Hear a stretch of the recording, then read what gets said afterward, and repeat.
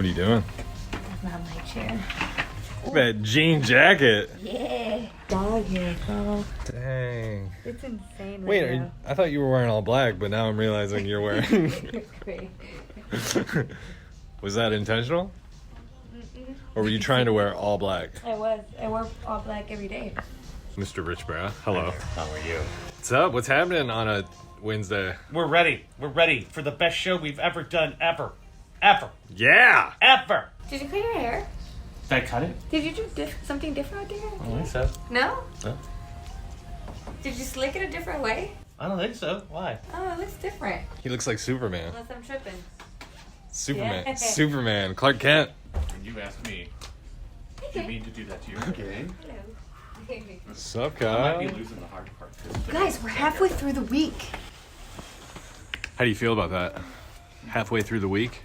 Feel good about it, man. Feeling good? And it Do you can't feel stop now. good about the bottom half of the week or the top half? What are you feeling better Big fan of about? the bottom. All right. All right. I knew that was coming. What's that shirt say? This shirt says... Oh, I love that shirt. I gotta steal that logo. Get all your paperwork in order. All your papers. All your things. Let's go! Oh, I broke my camera. It's Jonty and Rich. Phone number 877-937-1047. You can also text us. Text JJR, whatever your message is, to the number 96893. Dropped a couple new podcasts. Our Afterwards podcast is out.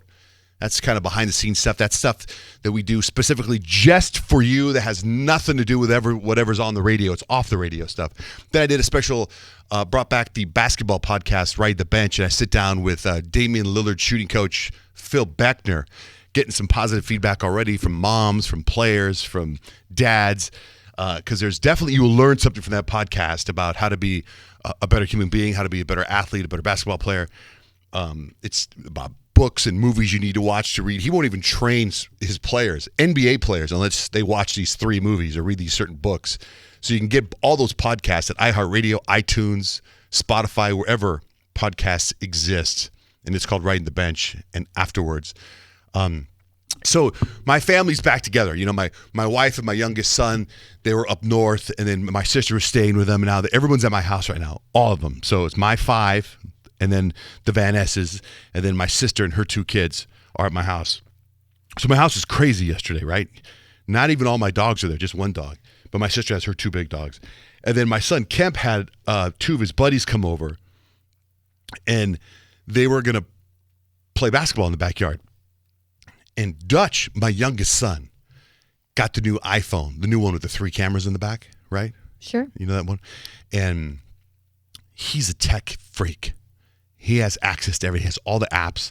And our house, probably like most houses now, are like run all by apps, right? The air conditioning, the music, everything. Yeah. And so we had our house rewired not that long ago. So speakers and music now, like if you want in the backyard, you specifically go sport court, you hit all these things.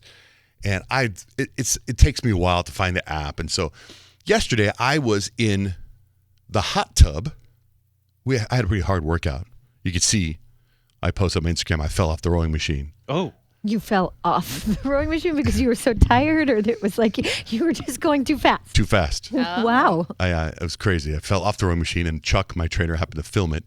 So I posted. That's amazing. It's on my Instagram. But I also got the second highest record, and I would have got the fastest record had I not fallen, I think.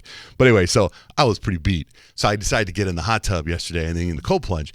And I didn't have my phone with me. I like to go in there without my phone. So I was in there yesterday, and I see Kemp and his buddies come out to play basketball. And I said, so I didn't have my phone, I was going to say, turn on the music so you can play. And, you know, it's fun. They play, and when you play basketball nowadays, it's hip hop. There's hip hop that's, you know, picture just hardcore hip hop when they're playing basketball. That's all they listen to. So I see Kemp coming out, and I go, Kemp, turn on music. He goes, I don't have my phone. I said, neither do I. Go, ask Dutch, because Dutch has got a great basketball playlist. Ask Dutch to turn on the music back here. And he goes, okay. So he walks back. He's got this walk. And he opens up this door, and I see him yell something. And he yells a name, Dutch, you know. And I love, you know, I only had a sister growing up. So I love the relationship brothers have with each other. And I also love the way they rip on each other. So Dutch's like, I got you. So I'm in the hot tub. Kemp is now starting to play basketball with his friends. And the music starts. Okay, and Dutch now is far away in the house. I don't know where he is.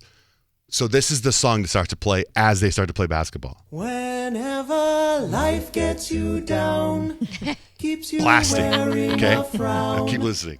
and the gravy train has left you behind. The whole neighborhood can hear And when this. you're all out of hope, down at the end of your rope, and nobody's there to throw you a line. If you ever get so low that you don't know which way to go, come on and take a walk in my shoes. Never worry about a thing, got the world on a string, 'cause I've got the cure for all of my blues. All of his blues. I take a look at my enormous penis, and my troubles start melting away. I take a look at Dutch my comes walking out enormous like he has a cane and a top hat. And he's like just dancing to the song. I gotta And then sing and I dance. Kemp and his friends are playing basketball. They don't even stop. They just keep going. They just keep playing. And I'm in the hot tub like, what? What is happening? And I'm like, I guess that's brothers. And this is like some famous barbershop quartet. Yeah, Like they're this- really good. I was thinking at first that it was like something you would hear on Family Guy. Like, you know how they do those little barbershop quartets? Unbelievable. It's so well done. I know it is.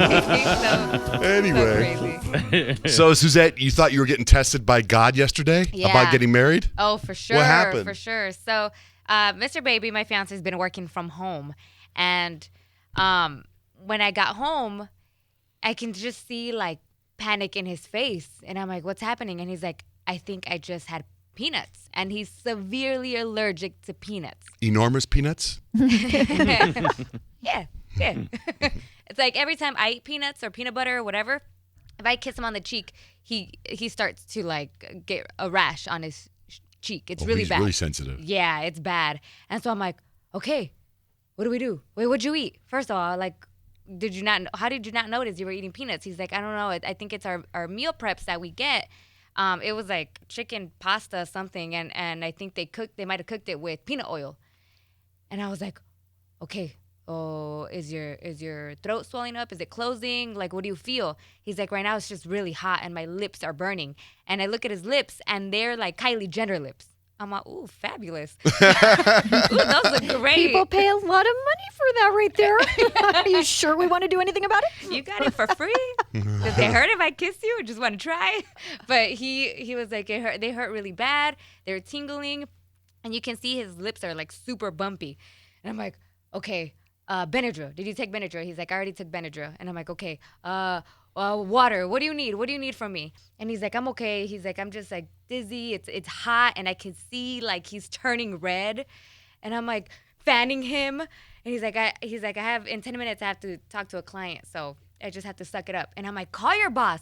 Tell her you're not feeling okay. This is not okay. I might have to take you to the emergency room. And he's like, no, I'm fine. Just wait it out. Maybe it goes away.